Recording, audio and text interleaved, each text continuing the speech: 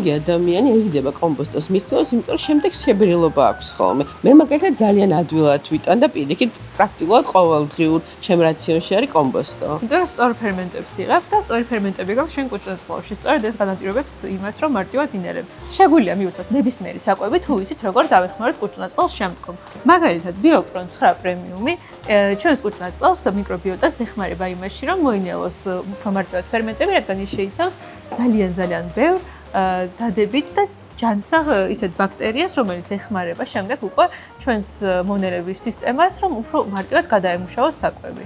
ზოგადად ეს თემა ჩემთვის ძალიან საინტერესოა და ხალხმა ალბათ არც იცის, რომ ჩვენს კუჭნაწლავის ტრაქტში 3 კილო ნახევარი მიკრობიოტა ცხოვრობს. პრაქტიკულად პატარა კატის ზომის ცხოველია.